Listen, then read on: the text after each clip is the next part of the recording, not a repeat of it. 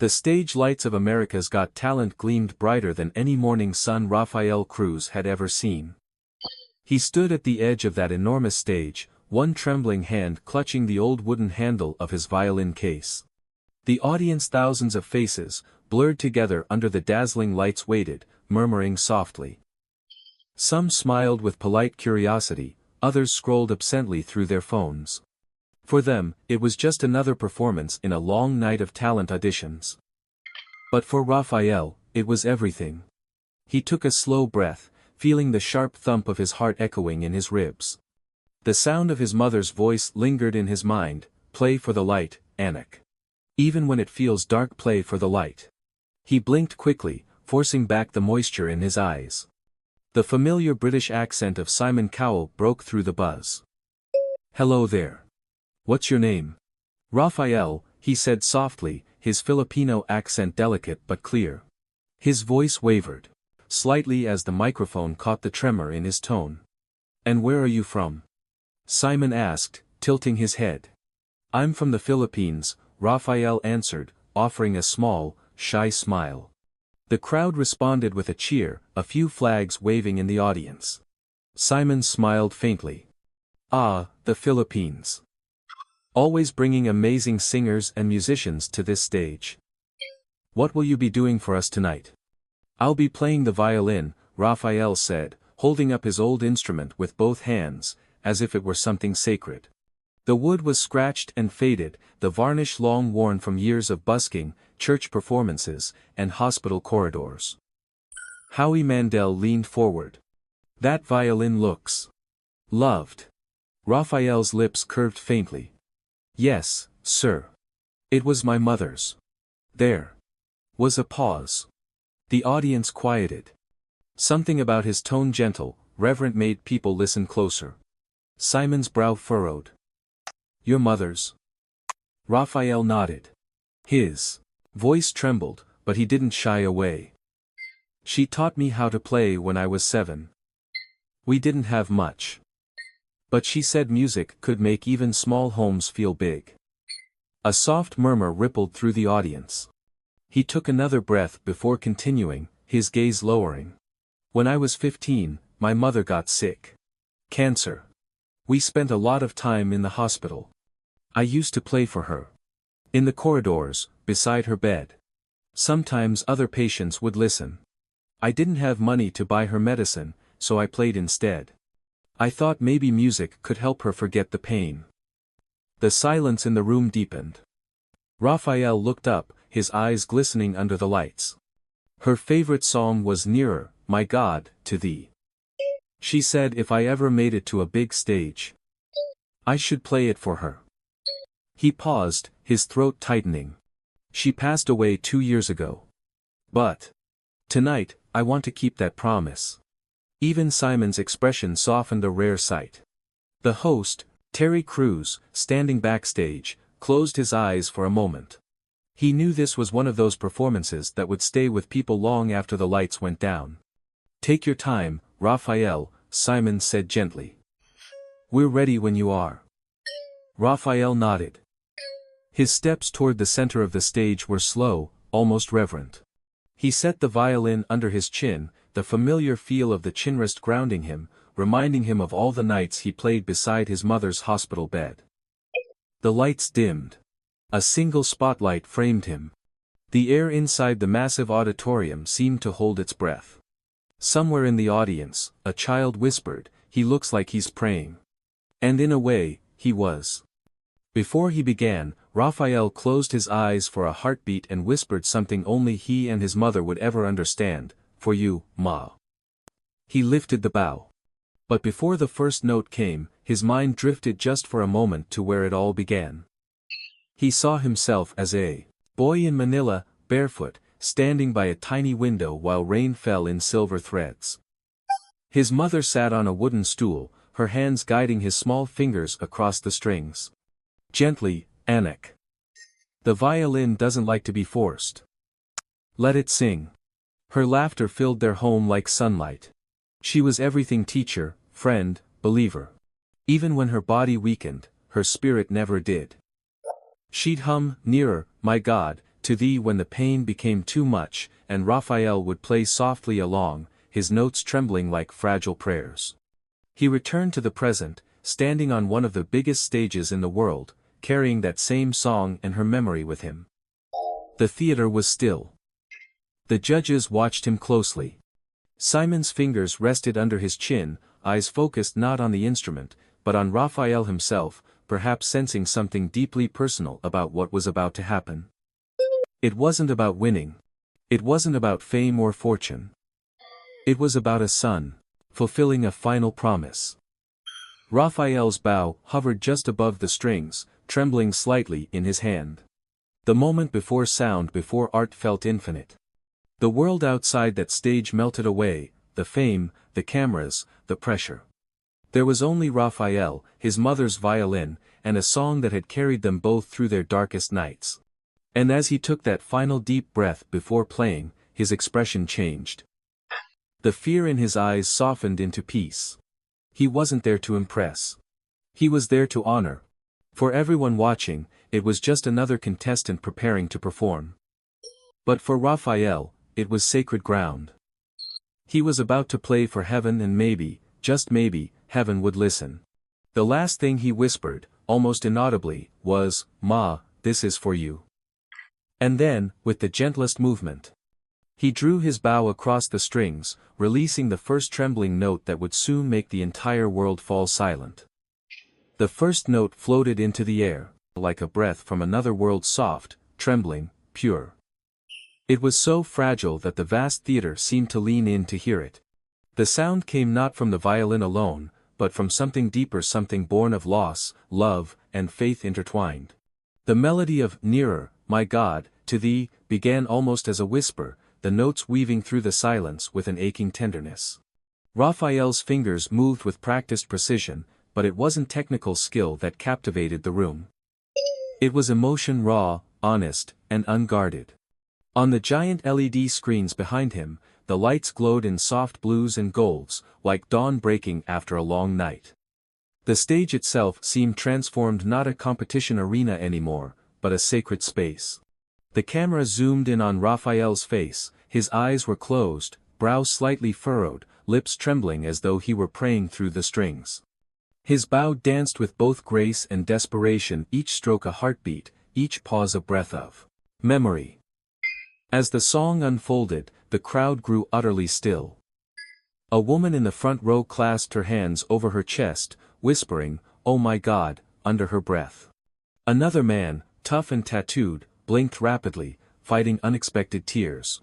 Raphael played as though his mother were sitting right there in front of him, smiling softly the way she used to when he performed by her bedside. He could almost see her, thin, pale, but radiant with pride, murmuring, "That's my boy." He had played this hymn countless times in the hospital corridors, its melody drifting past IV poles and sleeping patients. He remembered one night vividly, the night his mother could no longer speak. She had simply pointed to the violin, and he understood. He played, "Nearer, My God, to Thee" as the machines around her beeped in uneven rhythm. When the last note faded, she had smiled one last time and whispered, "Beautiful." Now, on that great American stage, he played the same way, pouring into the strings everything he never got to say, every thank you, every "I love you," every goodbye. The second verse deepened in tone. His bow swept across the strings with greater force, creating waves of sound that seemed to ripple through every heart in the theater. The violin cried, mourned, and soared all in one breath. The judges sat transfixed. Heidi Klum's eyes shimmered as she rested her chin on her hands, whispering, "This is divine." Sofia Vergara pressed a hand against her heart, mouthing, "So beautiful." Even Simon Cowell, often stoic, even skeptical, sat utterly still. His usual guarded expression softened. He blinked several times, his jaw tightening slightly as though fighting emotion he didn't expect. It was as if Raphael's music was speaking directly to the quiet spaces inside everyone, the grief they'd hidden, the love they'd lost, the hope they still held. As the melody swelled into the chorus, the lighting subtly changed. Beams of white light radiated from above, creating the illusion of sunlight filtering through clouds. The theater no longer felt man-made, it felt like a cathedral. Raphael opened his eyes for a brief moment. He saw nothing but gold and light, and for an instant, he imagined his mother standing in that very glow, smiling, whispering, "I'm here." Tears welled, but he kept playing.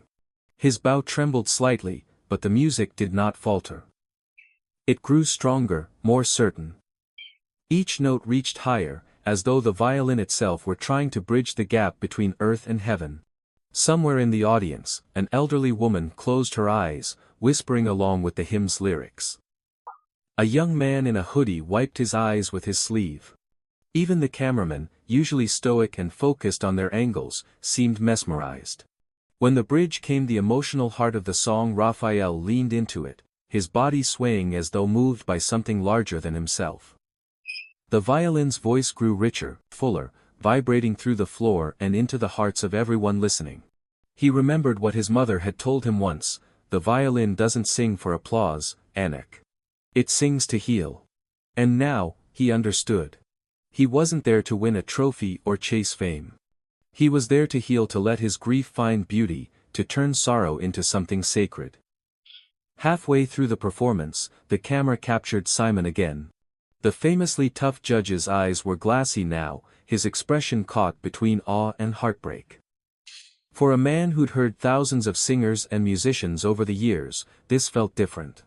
There was no showmanship, no glitter, just truth. Pure, vulnerable truth.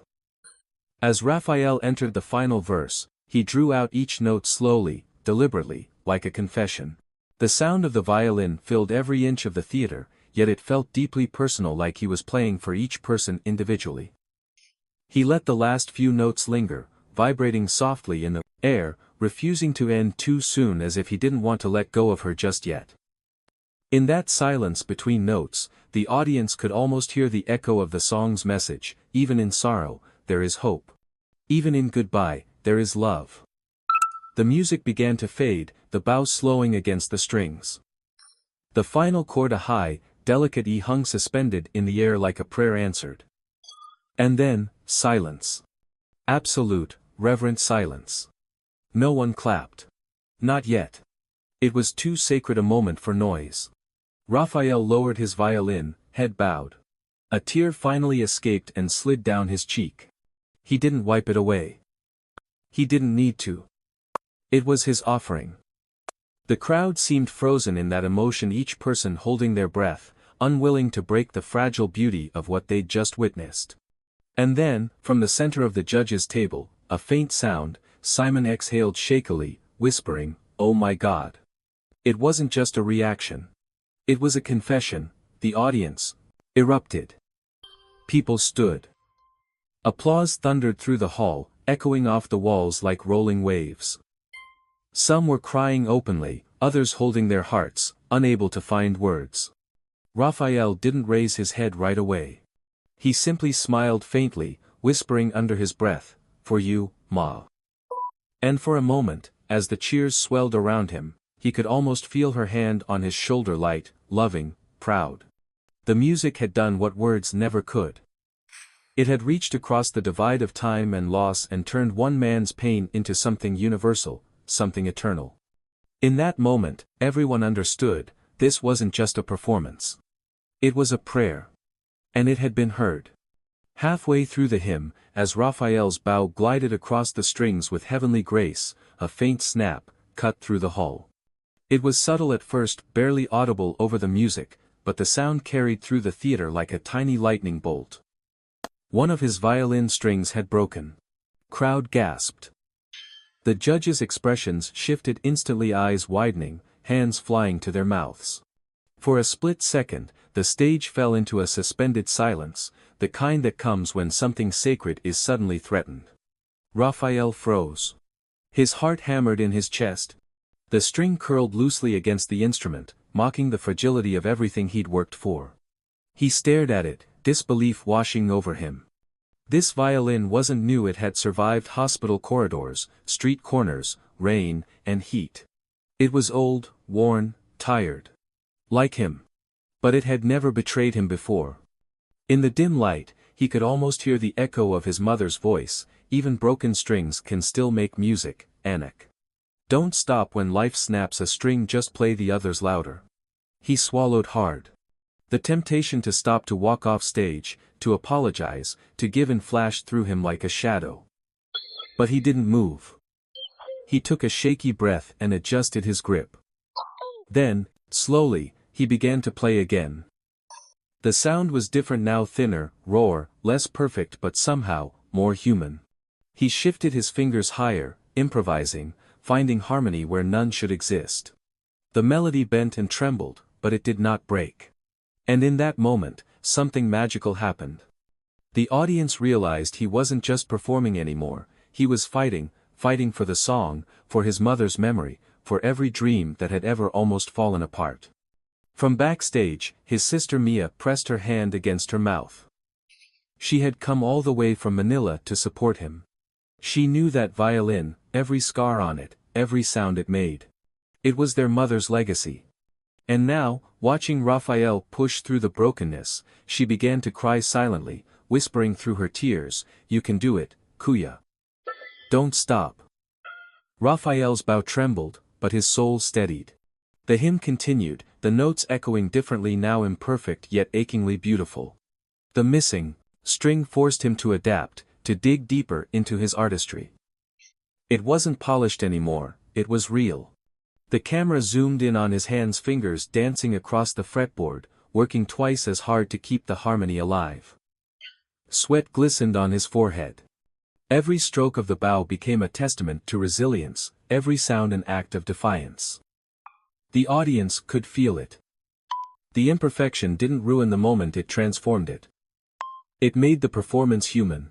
In the front row, a mother gently pulled her young daughter closer, whispering, "See, honey? That's what it means to never give up." Simon Cowell leaned forward, his elbows on the table, his eyes glistening. He didn't look like a judge anymore, he looked like a man remembering his own mother, his own loss. He understood. Everyone in that room did. Raphael's mind drifted back to the small hospital room where his mother once lay. He remembered her frail hands, guiding his fingers across the violin strings, whispering, "Even when I'm gone, promise me you'll keep playing. Promise you won't stop because something breaks." And now, standing beneath the blinding lights of America's Got Talent, he kept that promise. As the song climbed toward its climax, Raphael leaned into the music with everything left inside him. His eyes closed, body swaying, bow gliding faster, almost furious in its devotion. The missing string forced him to improvise, to create variations he'd never practiced. But each one felt right, as though guided by something unseen. It was as if his mother's hands were there again, steadying his trembling fingers. The crowd, realizing what was happening, began to rise to their feet, not cheering, but standing in reverent support. The silence was no longer filled with pity but awe. Even with a broken violin, Raphael was making music that transcended perfection. It was pure emotion, faith turned into sound. He reached the final verse, his bow pulling the remaining strings into one last trembling harmony. His breath came unevenly, tears streaking down his face. The violin cried with him, both of them fragile, both refusing to quit. Behind the judges' table, Howie Mandel shook his head in disbelief. "He's not stopping," he murmured to himself. Sofia Vergara dabbed her eyes. "He's playing with 3 strings. And it's still beautiful." Raphael could feel his hands beginning to ache, his heart pounding painfully fast. But he pushed through. This wasn't about applause. It was about keeping his mother's melody alive, no matter what it cost. And when the final note came thin but true, it was as though the heavens themselves sighed in relief. The audience erupted. People clapped, shouted, cried. Some hugged the strangers beside them. A few simply stood still, hands clasped, tears streaming freely. The emotion in the room was electric, an invisible current of shared humanity. Simon covered his mouth with his hand, overwhelmed. It wasn't the flawless performance that moved him, it was the courage. The raw, unfiltered perseverance of a young man who refused to let loss or failure silence him. When the applause died down, Simon leaned into his mic and said softly, "Raphael, I think we all just witnessed something that goes far beyond music. Raphael, still breathing heavily, nodded humbly. Thank you, sir, he whispered, his accent thick with emotion. Simon continued, his voice cracking just slightly, you reminded us tonight that perfection doesn't move people's heart does. And yours. Yours just broke mine. A collective gasp rippled through the audience. Raphael lowered his violin, clutching it close to his chest. His shoulders shook as he whispered a small prayer of gratitude. Backstage, Mia sobbed openly, whispering, "You did it, Kuya. You really did it." The host, Terry Crews, wiped a tear from his own eyes and stepped closer to the stage. "Ladies and gentlemen," he said into the mic, his deep voice trembling, "if that's not the definition of strength, I don't know what is." The audience cheered again, their applause filling the hall like thunder rolling through the sky. But this time, it wasn't for entertainment, it was for courage. Raphael smiled through his tears, bowing deeply. "Thank you," he said softly. "Sometimes broken things can still praise God." The words hung in the air, heavy and beautiful. And in that moment, as golden light poured down from above, the broken violin in Raphael's hands seemed to glow not as a symbol of loss, but of faith that refuses to die. He had come to share a song. But what he gave the world that night was something far greater. A reminder that even when life snaps a string, the melody can go on, if you keep playing. The last trembling note of Raphael's violin faded into eternity, thin, pure, and heartbreaking.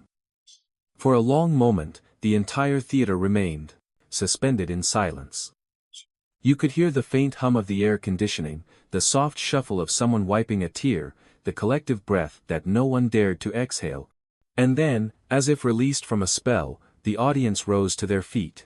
Thunderous applause filled the hall, but Raphael barely heard it. His chest was rising and falling rapidly, his fingers still shaking from the final bow stroke. His mind buzzed with disbelief. He had finished the song with one string missing, with tears blurring his vision, with the weight of his mother's memory pressing on his heart, and somehow, he had made it to the end. He blinked against the golden lights, his eyes darting toward the judges. That's when he saw Simon Cowell. Simon wasn't clapping. He wasn't even moving. He sat there with both hands pressed against his face, his shoulders tense, eyes glistening behind his fingers. For a man known for his cool, unflappable demeanor, it was an image that stunned everyone watching.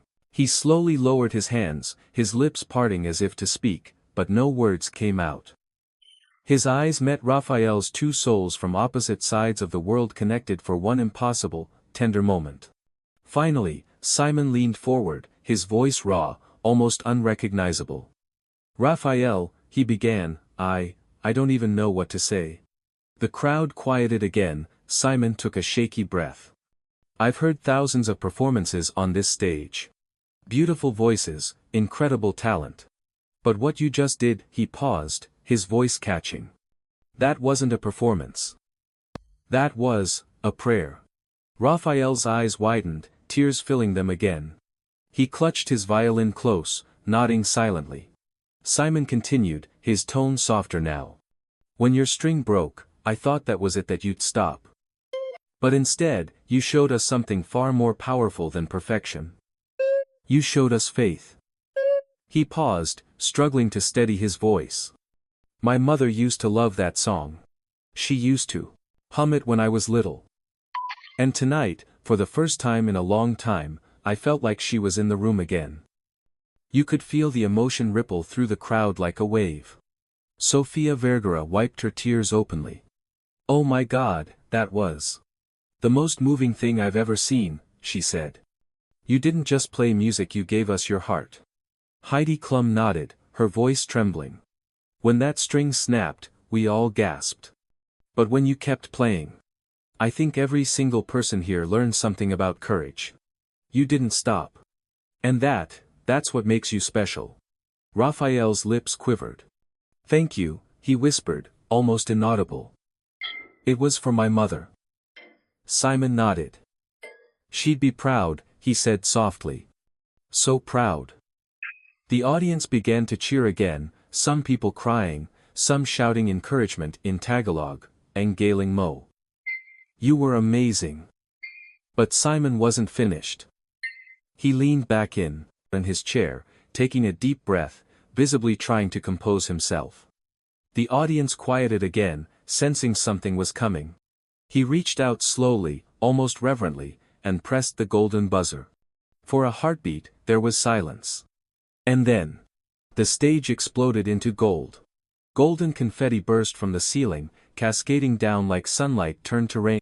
The lights brightened, beams of warm gold surrounding Raphael as he fell to his knees, covering his face with his hands.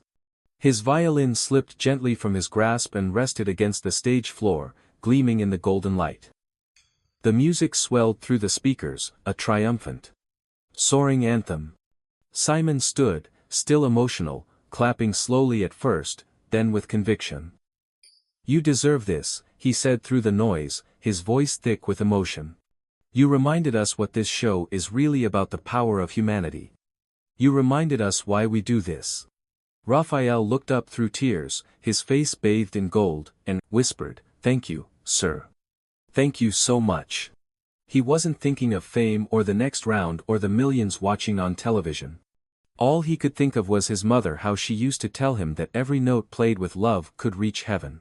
He looked upward, smiling through tears, whispering so softly that only his lips moved, "I did it, Ma." Backstage, his sister Mia was sobbing uncontrollably, hands clasped together as she whispered, "She heard you, Kuya. She heard you." Terry Crews wrapped an arm around her shoulder, tears in his eyes too. Raphael rose slowly to his feet, his face shining with humility and disbelief. The confetti stuck to his hair, his clothes, even the worn wood of his violin. It was a surreal moment, like watching a dream step into reality. Simon stepped out from behind the judges' table and walked toward the stage. The crowd roared. It was rare, almost unheard of for him to do that. But this moment transcended rules and routines.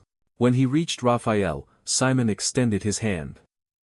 Raphael hesitated for a second, then took it, bowing slightly out of respect. Simon gripped his hand tightly and said, "You just gave the world something it didn't know it needed." Raphael smiled through tears. "I only wanted to make her proud," he said softly. "You did," Simon replied, his voice breaking again. "And you made millions of other mothers proud too." They stood together under the golden rain, the world watching, their joined hands symbolizing something greater than a win, something spiritual. In the audience, people weren't just clapping, they were weeping, hugging, praying. This wasn't a talent show anymore, it was a moment of collective healing. Even the host's voice cracked as he said, That right there, ladies and gentlemen, is what happens when love and music meet." As the confetti continued to fall, Raphael looked down at his old, broken violin, 3 strings stretched across its body, one hanging loose. He picked it up carefully, almost reverently, and whispered, "Still beautiful." Simon smiled through tears, shaking his head slightly. "It's not the violin that's beautiful, Raphael," he said. "It's the soul behind it." The music faded, the applause echoing endlessly. Cameras zoomed in on Raphael's tear-streaked face as he whispered one final line that melted every heart in the room, "Even broken strings can still sing if you play them with love." The audience erupted one last time. Louder than before, standing, clapping, crying. In that single golden moment, the entire world seemed to pause to feel something real, something pure. And as the lights dimmed and the show faded to commercial, Simon Cowell, still wiping his tears, whispered quietly to himself, "That's the performance I'll never forget." He meant it. Because in all his years of judging, all his encounters with fame, talent, and spectacle, nothing he had ever reached so deeply, so quietly, and so truthfully into the human heart. Raphael didn't just win the golden buzzer. He won something far more lasting. He reminded the world that the most powerful music doesn't come from perfect instruments, but from imperfect souls who keep playing, no matter what breaks. Weeks had passed since that golden confetti moment, but for Raphael Crews, it still felt unreal. The world had changed overnight. His performance of "Nearer, My God, to Thee" had gone viral, hundreds of millions of views across every platform. It wasn't just his music that people were talking about, it was his heart. Clips of him standing under the golden rain, clutching his broken violin and whispering, "Even broken strings can still sing if you play them with love," had become a global symbol of resilience. News anchors quoted it. Teachers played it in classrooms. Churches used it in Sunday sermons. But while the world saw a rising star, Raphael still saw himself as the same boy who once played violin in hospital corridors for his mother. Now, he stood backstage once again at the Dolby Theatre, the grand finale of America's Got Talent. The lights beyond the curtain glowed like a sunrise. His hands trembled as he tuned his violin, the same one, still scarred, still missing that one string. He hadn't replaced it. Not because he couldn't afford to now, but because it reminded him of that night of his mother, of how beauty could live even in brokenness. His sister Mia approached, her eyes shimmering under the dressing room lights. She wore a simple white dress and carried a small photo of their mother, the one they used to keep by the hospital bed. She handed it to him, whispering, "She's here, Kuya. She's watching." Raphael smiled softly. "She always is." The stage manager called his name. He took one last deep breath, clutching the violin to his heart. As he stepped into the glow of the stage, the roar of the Dotton audience hit him like a wave. Thousands were on their feet before he even began.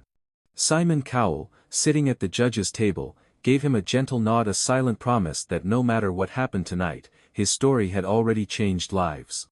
Raphael positioned himself in the center of the stage, lights cascading down in golden hues. The theater dimmed. The noise faded. Once again, the world grew quiet. He lifted his violin and began to play. This time, the song wasn't about sorrow, it was about peace. The first notes were warm, like the first light of morning spilling over a sleeping city. It was, "Nearer, my God, to thee again," but gentler now, freer, no longer a cry of grief, but a hymn of gratitude. Every stroke of the bow carried years of emotion, pain transformed into peace, tears into joy. The broken string hung silently, a reminder that he had survived what tried to stop him. Behind him, a massive screen projected scenes from his journey, young Raphael busking on the streets of Manila, smiling through exhaustion. Playing beside his mother's hospital bed, standing in the golden confetti, eyes lifted heavenward. The audience watched in silence, tears shining in the light. Some held hands. Some closed their eyes, letting the melody wash over them. Simon Cowell leaned back in his chair, his lips pressed together tightly, trying not to break down again. He had told himself he'd stay composed this time, but the music pierced through every wall he'd built. Halfway through, the orchestra quietly joined in a gentle harmony of strings and piano, lifting Raphael's solo into something celestial. The sound filled every inch of the hall, vast and intimate all at once. And then, something extraordinary happened. On the screen behind him appeared a soft, glowing image, a video clip of his mother, smiling, recorded years before she passed. She was sitting in their small living room, laughing as she said, "Anak, one day you'll play your violin for the world." Gasps rippled through the crowd. Raphael's bow faltered for just a heartbeat. Tears filled his eyes. He smiled through them. "You were right, Ma," he whispered, not into the microphone, but into the air where she surely could hear. The music swelled again, more radiant now, filling the room with a sense of presence, of something divine. It was as if every note lifted the hearts of everyone listening, carrying them closer to the heaven Raphael's mother had once dreamed of. When the song reached its final verse, the orchestra fell away, leaving only him, the boy, and his broken violin playing softly, purely, as the lights dimmed to a single golden beam. The last note hovered in the air, trembling like a final heartbeat before fading into silence. And then nothing. No music. No applause. Just stillness. The kind that exists only when everyone in a room feels something too sacred to break. Raphael lowered his violin. His head bowed. A single tear slid down his cheek. Then, slowly, Simon Cowell rose to his feet. The audience followed. One by one, thousands stood, clapping softly at first, then louder, louder, until the entire hall thundered with sound. People were crying, hugging, whispering prayers of thanks. Simon leaned forward to his mic, his voice trembling. "Raphael," he said, "I've been doing this for a very long time. I've seen legends, prodigies, stars. But what you've given this stage isn't just talent. It's spirit. You've reminded us that the human heart when filled with love can make even silence sound like music." He paused, his voice breaking. "Your mother would be so proud. I think we all are." Raphael smiled through his tears. "Thank you," he whispered. "I just wanted her to hear me one more time." Terry Crews joined him on stage, his massive frame dwarfed by the delicate young man with the violin. He wrapped Raphael in a heartfelt hug as the crowd cheered, again. "You didn't just play a song," Terry said. "You healed hearts tonight." As confetti began to fall once more, silver this time, glinting like starlight, Raphael looked up. Somewhere, in that endless ceiling of light and sound, he felt her. His mother. Smiling. Proud. Free. Later that night, as he walked off stage, he found a quiet corner backstage where the noise faded. He sat down, holding his violin gently, his fingers tracing the worn wood. He looked at the snapped string still hanging loose and smiled softly. He recorded a small video on his phone, one last message for the millions who had followed his journey. "Music," he said softly, "isn't about perfection. It's about connection. My mother taught me that even pain can sing if you let love lead the melody. So if life ever breaks one of your strings, don't stop playing. Just play the others louder." He smiled into the camera, his eyes shimmering. "Thank you for listening not just to the music, but to the message." He ended the recording, set the violin down, and whispered into the silence, "Good night, Ma." Outside, in the theater beyond, the crowd was still chanting his name. But in that quiet backstage room, Raphael smiled peacefully. He didn't need the noise. He didn't need the fame. He had already reached the only audience that ever truly mattered. And somewhere beyond the lights, in a place no camera could capture, a mother's voice whispered softly, carried on the wind of eternity, "Beautiful, my son, beautiful."